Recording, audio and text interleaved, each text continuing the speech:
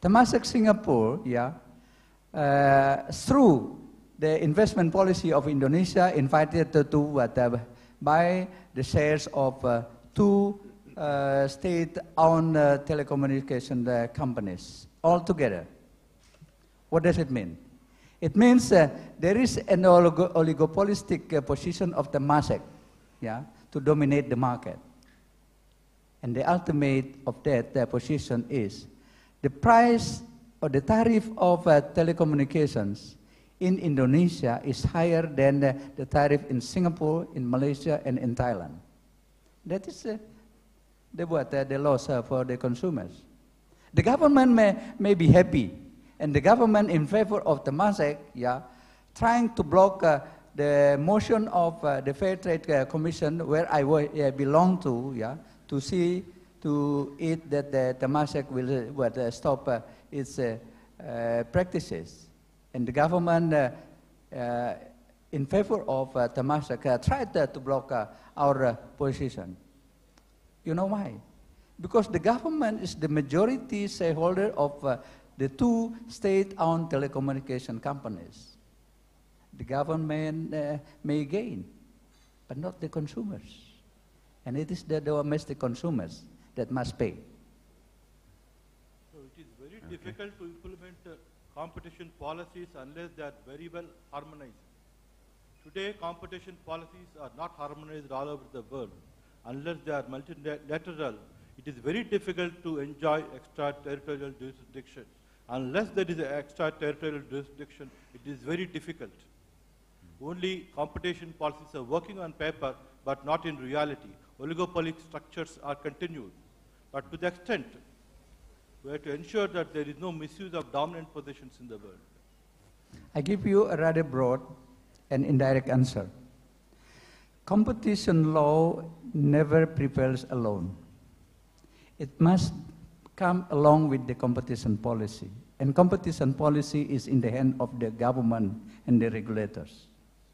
Without the sound competition policy in the hands of the government, senior guys with the law enforcement of the competition law in the hands of the competition agency, I think that the market will remain practicing restrictive practices or monopolistic position. So what I mean with competition policy in the hands of the government is whatever economic policies produced by the government, it must adopt the fair competition inside of the policies, like investment policy, to see to it that the investment will consider the aspiration of the consumers.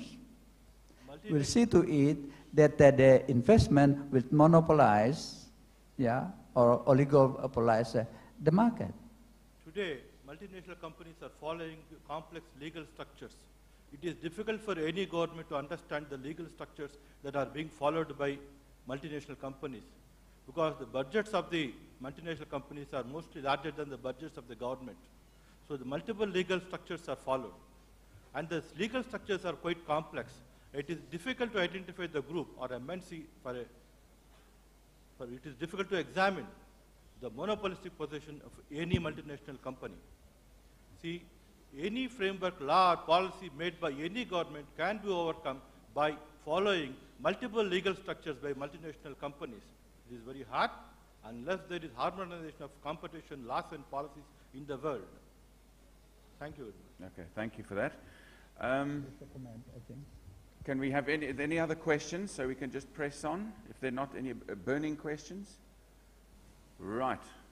Perhaps you can continue the debate afterwards at lunch. That would be good. Okay, moving on to the second section. We are all aware how the government sector believes that the private sector is the engine for economic growth in countries, and governments are taking more responsibility as facilitator, undertaking policy and regulatory reform. Now, the scope of public-private partnerships extends to policy dialogue among stakeholders, providing advisory services and engaging in marketing and branding of products and services, and entering financial and managerial partnerships. Now, I introduced Elena briefly earlier. I think the most relevant part of Elena's CV is that she was the chief negotiator in Chile in the chapter of intellectual property for the EU and EFTA agreements, and she was also a part of the Chilean negotiation team for free trade agreements, the USA, EU, EFTA, Canada, and Mexico, as the agricultural negotiator for intellectual property chapter geographical indications. Now, the two questions I'm going to put to Elena, and this is where I'm going to take notes, remember. Firstly, could you share with us, Elena, in detail the success story of the Chilean wine industry and the factors that contributed towards that success? And secondly, can you give us specifics on how the Chilean government and the industry collaborated to ensure success for the wine industry? Thanks. Thank you, Stuart. Well, thank you, everybody, and especially ITC for inviting me to this meeting. First, I want to say that right now I'm working for the wine industry. I start as a negotiation from the Chilean government, but now I'm in the wine industry, so I think maybe I'm the first example of the collaboration in the private and public sector. So,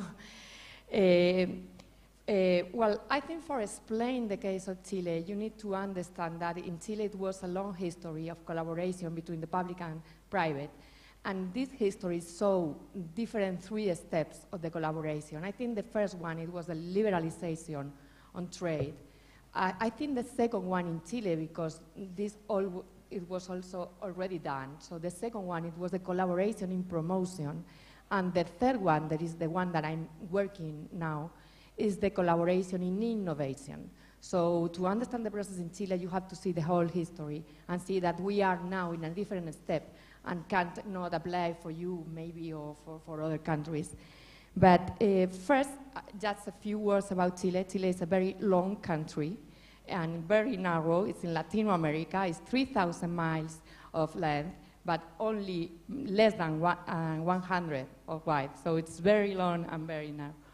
And we have a lot of production, agricultural production. But if we see the structure of the GDP, we can see that copper is the main thing. So we're going to talk not about copper, about the agricultural things, but we have to know that copper is very important in Chile.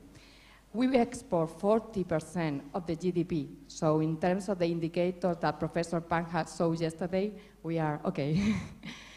10% of the GDP export are the food exports. So we have been very strong on that in added value to the exports, agricultural food exports. And well, we are 16 in the ranking of the 200 exporters countries in food and beverage, so it's quite okay. And particularly, we are exporting to a lot of countries, but we have 22 free trade agreements, so that means a lot. I mean, we have been negotiating agreements with all the big blocs and with a lot of countries. And these 22 free trade agreements represent 57 countries, because the European Union and others. And it's a market of 4,000 million people. That for us is very important, because I didn't say, but we have 15 million people. It's nothing. I mean, this city has 30, so it's the double of Chile. So imagine the numbers. For us, it's very important to have access to other markets because we are so few people. So we have been focused on exported, so we need the rest of the market.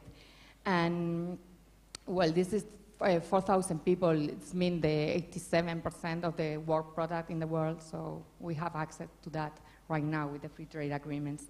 And in the wine, particularly in the wine, if you look the export growth of Chile, one example, the first example that everybody uses is the wine industry. Why? Well, because we started exporting $100 million in the 80s, and now we are exporting $1,381 million. That for us is very good in 2009. So we have been showing an export growth incredibly amazing. And I think why, well, right now we are the 5th exporter in the world. It's Spain, Italy, Spain, France, Australia, and Chile. So, and we are very close to Australia. And we are the 7th producers. So we have been growing with a phase, with a strategy.